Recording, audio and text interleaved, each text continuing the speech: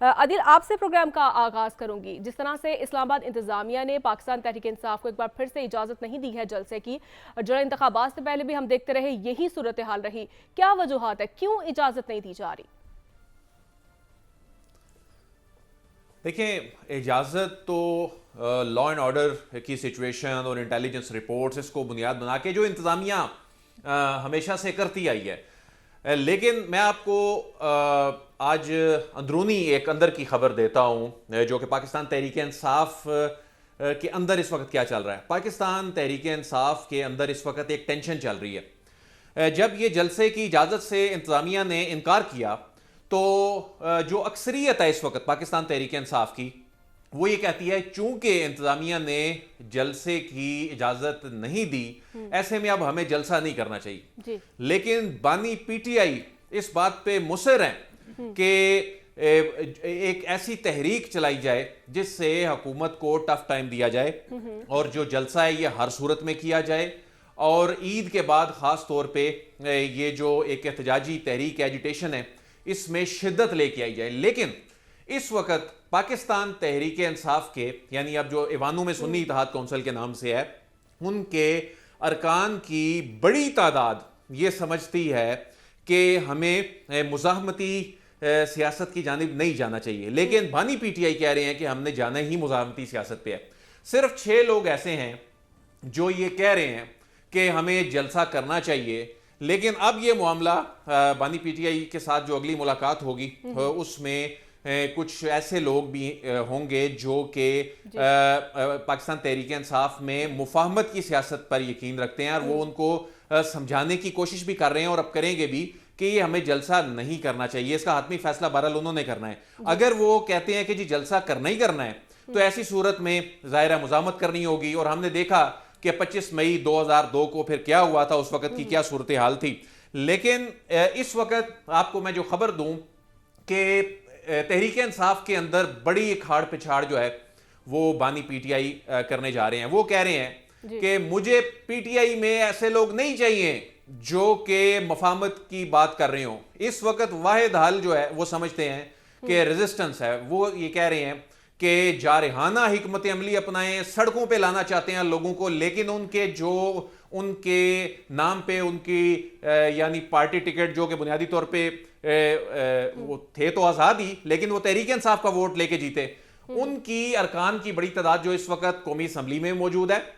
جو اس وقت ایون کے پی حکومت میں ہیں, ان کی بڑی تعداد یہ کہہ رہی ہے کہ معاملات کو آگے لے کے چلیں اور مزاحمت کی سیاست میں سوائے خسارے کے کچھ نہیں. اور ہم نے ماضی میں بھی نقصان پہنچایا, اور آج تحریک انصاف جس نیٹ پہ پہنچ چکی ہے اور آج جو خمیازہ بھگتنا پڑ رہا ہے وہ انہی مس کیلکولیشن کے نتیجے میں تھا. اور اس وقت اگرچہ اس وقت بڑی تعداد میں یہ لوگ یہ سمجھتے تھے کہ مزاحمت کی سیاست کرنے سے بڑی کامیابی مل جائے گی, اب پی ٹی آئی میں وہ چند نام رہ گئے ہیں, اور ان میں سے بھی اکثریت وہ ہیں جو منظر عام پر نہیں آتے اس طرح سے, لیکن وہ مشورہ یہ دیتے ہیں کہ جارحانہ سیاست کرنی ہوگی. تو پاکستان تحریک انصاف کے اندر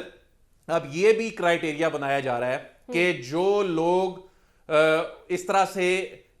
کوئی ایگریشن شو نہیں کرتے, میڈیا پر آ کر کوئی ایگریسو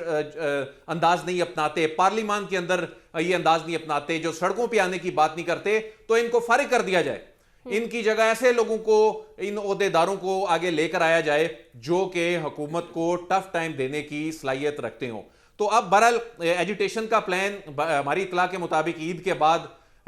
جو زبردست ایجیٹیشن کا پلان جو ہے وہ پاکستان تحریک انصاف یہ بنا رہی ہے, جو بانی پی ٹی آئی یہ چاہتے ہیں, لیکن ان کو پارٹی کے اندر سے وہ تعاون نہیں مل رہا. بالکل بالکل عادل, جس طرح سے آپ بتا رہے ہیں, کیا اپوزیشن جو ہے یعنی پاکستان تحریک انصاف جو ہے وہ حکومت کے ساتھ بیٹھنے کے لیے تیار ہے ایوان میں, خاص طور پر عوامی مفاد کو لے کر؟ دیکھیں, انفارچونیٹلی عوامی مفاد پر تو اس طرح سے کسی نے بھی, یعنی سب اپنا سکور سیٹل کرنے کے چکر میں ہیں, چاہے ہم موجودہ گورنمنٹ کی بھی بات کریں, ان کے اتحادیوں کی بھی بات کریں, اس میں پاکستان پیپلز پارٹی کسی حد تک کوئی سینسیبل بات کرتی دکھائی دیتی ہے, بیٹھنے کی بات کرتی ہے, مفاہمت کی بات کرتی ہے, بلاول نے اس پہ بہت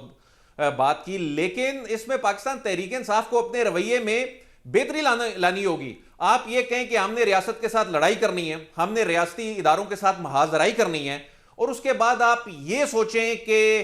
پھر جی آپ حکومتیں بھی بنائیں، اس کے بعد آپ یہ سوچیں کہ جی ہم جو چاہیں وہ کر لیں، اس کے بعد آپ مینڈیٹ کی باتیں کریں، اس کے بعد آپ باتیں کریں عوامی مسائل. آپ اصل میں محاذ زرائی کرنا چاہتے ہیں، آپ ٹکرانا چاہتے ہیں، جس کے نتیجے میں آپ کی جماعت ٹوٹ پھوٹ کا شکار ہو گئی، پارلیمان میں اس کی شناخت ختم ہو گئی، جو بڑی پولیٹیکل مس کیلکولیشنز کے نتیجے میں آپ سسٹم سے آؤٹ ہو گئے، ڈسکوالیفیکیشن ہو گئی، جیل کی سزا ہو گئی. آگے بھی بظاہر ایسے لگتا ہے کہ جب بانی پی ٹی آئی کی جو اسٹریٹجی جو کہ ایجیٹیشن کا پلان عید کے بعد وہ بنانا چاہتے ہیں اور وہ لوگوں کو سڑکوں پہ لانا چاہتے ہیں، اس کے نتیجے میں آپ خود سوچیں نا کہ اگلا منظرنامہ کیا ہوگا. اس کے نتیجے میں عوام کی بات کہاں ہوگی؟ اس کے نتیجے میں سب سے بڑا خسارہ تو عوام کا ہوگا یا ان بیچاروں کا ہوگا جن کو بیچاروں کو سڑکوں پہ لا کے ان کے ساتھ وہی سلوک ہوگا جو کہ 25 مئی 2022 کو ہوا تھا. تو ایسی صورت میں عوام بیچاری تو کہیں گم ہو جاتی ہے، جہاں پر ذاتی انا، جہاں پر ذاتی سکور سیٹل کرنے کا معاملہ، جہاں پر اپنے پرسنل کیسز کا معاملہ، چاہے حکومت میں بیٹھی ہوئی شخصیات ہوں، چاہے پاکستان تحریک انصاف کے لوگ ہوں، تو عوام تو اس میں کہیں نظر نہیں آتی. جی ٹھیک ہے.